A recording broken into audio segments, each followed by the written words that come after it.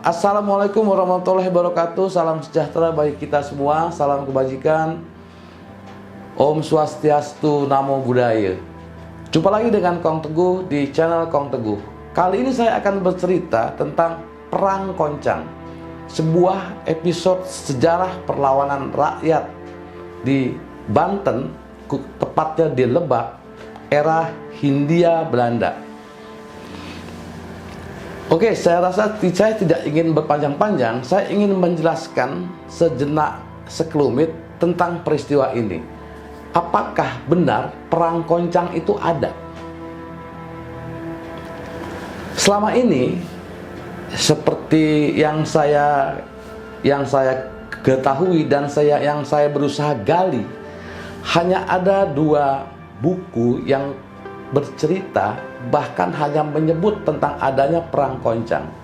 Pertama adalah buku sastra, kumpulan sastra Sunda, fabel, mito dan legend, yang ditulis oleh Yeti Kusmiati Hadis. Dia hanya menyebut sedikit tentang Perang Koncang, tetapi tidak ada narasi tentang perang itu sendiri, apalagi tahun kejadiannya.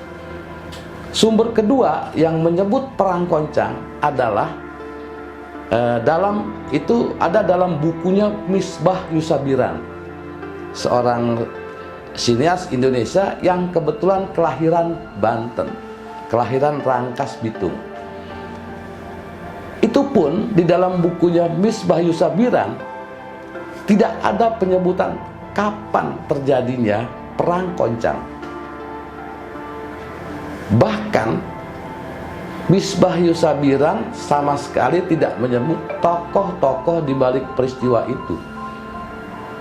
Siapa penggeraknya dan residen Banten pada saat itu siapa yang berkuasa. Saya berusaha mencari, melacaknya di koran-koran Belanda, di koran-koran digital Belanda yang ada di sebuah situs. Saya hampir tidak menemukan data atau cerita tentang Perang Koncang. Saya menggunakan kata koncang, zat, koncang affair, juga nggak ada.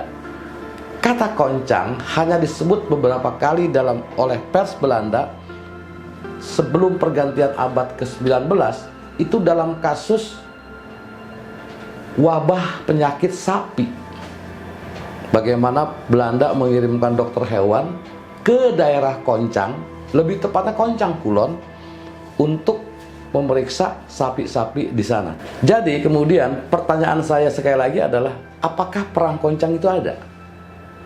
Kalau ada, harusnya dia tercatat. Tercatat dalam laporan-laporan pejabat-pejabat Belanda di Kresidenan Banten pada saat itu. Atau oleh pers Belanda, kalau itu kemudian peristiwanya di penghujung abad ke-19 dan awal abad ke-20. Pasti ada laporan-laporan pers, sekalipun mungkin hanya singkat, pasti ada. Karena hampir semua peristiwa pemberontakan petani di Banten setelah Kesultanan Banten dihapus oleh Dendles itu tercatat. Bahkan yang paling kecil sekalipun, kita tahu ada namanya Perang Cikande Udik yang dipelopori oleh Nyai Gamparan atau Nyimas Gamparan. Bahkan peristiwa-peristiwa kecil di sepanjang Anyer yang dipimpin oleh Abu Tayar dan segala macam, Mas Jakaria dan yang lainnya, tercatat, terceritakan dengan baik, dengan tahun dan peristiwa dan tokoh-tokoh di dalamnya. Sampai kemudian kita tahu ada peristiwa 1845 di Banten yang digerakkan oleh Sari Entan, juga di Cikande Udik, dan terakhir Geger Cilegon 1888, lalu kemudian 1926 pemberontakan komunis di Hindia Belanda yang juga marak di Banten. Itu semua tercatat. yang saya menjadi bertanya-tanya adalah kenapa perang Koncang nggak tercatat, tetapi kemudian hanya ternarasikan dari mulut ke mulut. Oke, jadi menurut saya perlu ada sebuah penelitian mendalam, penelitian yang intensif, barangkali tidak hanya dari sekedar arsip Belanda dan laporan-laporan pejabat-pejabat kolonial pada masa itu untuk mengungkap perang Koncang. Barangkali ini tugas kita, tugas para sejarawan, karena sampai sejauh ini kalau Anda buka Google, Anda hanya menemukan beberapa tulisan dengan narasumber yang sama. Artinya perang Koncang hanya dinarasikan, tidak pernah ditulis, tidak pernah diteliti. Meski demikian, dari ketiadaan naskah Belanda atau kemudian catatan-catatan pribumi, catatan-catatan sejarawan pada waktu itu, saya ingin bercerita sedikit tentang perang Koncang ini.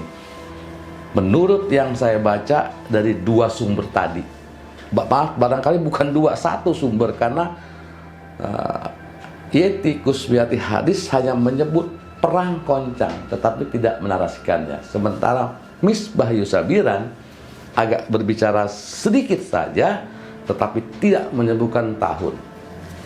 Kalau saya boleh memperkirakan kapan sih peristiwa perang Koncang ini terjadi, jika perang Koncang dipicu oleh penolakan masyarakat membayar pajak, kemungkinannya adalah pada awal abad ke-20, yaitu pada saat pemerintah kolonial Hindia Belanda menaikkan blasting atau menaikkan pajak atas tanah.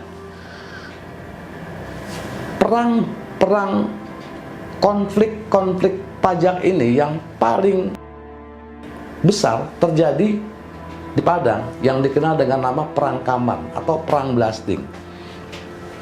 Itu perang yang luar biasa, tercatat dengan semua tokoh-tokoh dan tokoh-tokoh di pihak pribumi dan Belanda ada di dalamnya, jelas. Sementara perang Koncang enggak. Oke, Koncang sejak tahun 1828 adalah under district di bawah distrik Lebak Parahyangan. Kini kalau Anda lihat peta, Anda cari di Google, Koncang adalah nama kampung, sebuah kampung di desa Sumur Bandung, kecamatan Cikulur, Kabupaten Lebak. Jadi ada degradasi status Koncang dari under district menjadi hanya sebuah kampung biasa.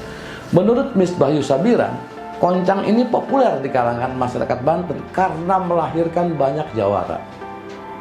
Jawara-jawara di sana terkenal sakti lah, kedot istilahnya lah, nggak mempan dibacok atau segala macam, punya ilmu segala macam.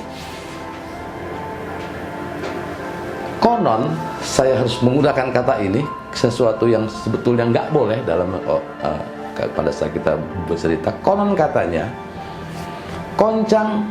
masyarakat Koncang pernah melawan Belanda dengan tidak membayar pajak. Itu keputusan masyarakat didukung oleh para jawara di Koncang.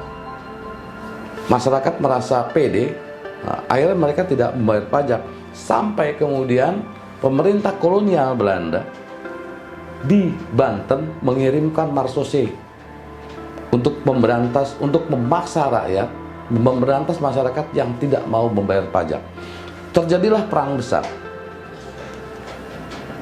Konon, sekali lagi saya katakan konon, banyak korban di pihak marsose, begitu juga di pihak masyarakat Koncang pada saat itu.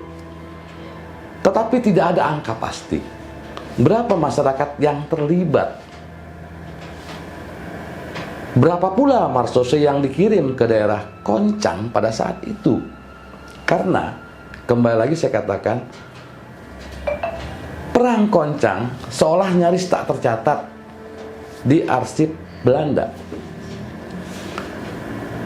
Alkisah Atau kembali lagi saya harus mengatakannya, konon katanya sejak itulah kemudian masyarakat Koncang akhirnya kalah, menyerah, dan mau membayar pajak. Tapi dengan catatan, pajak harus dipungut oleh para jawara. Ditunjuk satu jawara yang paling sakti gitu, lalu menjadi pemungut pajak yang disebut jaro. Jaro itu kalau sekarang tuh lurah, tapi lurah untuk memungut pajak di setiap desa. Cerita sampai di sini berakhir. Nggak ada lagi kemudian narasi bagaimana masyarakat Koncang seterusnya. Apakah yang diperjuangkan itu atau pengorbanan mereka mengubah sistem perpajakan di Lebak atau enggak? Sekali lagi saya katakan, perang Koncang ini memang menarik, tetapi sebagai sebuah peristiwa perlawanan rakyat, dia tidak tercatat. Atau barangkali kita belum menemukan catatannya.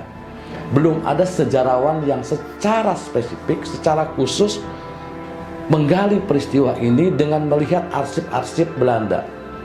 Tentu saja arsip Belanda yang tidak ada di Indonesia tetapi ada di negeri Belanda. Sebab peristiwa perlawanan rakyat itu haruslah dinarasikan secara jelas, tertulis, kalau perlu dalam sebuah buku yang lengkap agar bisa dibaca oleh generasi berikut. Tidak dinarasikan secara secara tradisional karena akan menjadi bias sejarah. Saya rasa cukup sekian penjelasan saya tentang perang Koncang, karena ketiadaan informasi dari masa lalu, terutama dari periode kolonial di Banten tentang perlawanan masyarakat Koncang. Sampai jumpa di Kong Teguh dengan cerita-cerita sejarah berikutnya. Terima kasih. Assalamualaikum warahmatullahi wabarakatuh.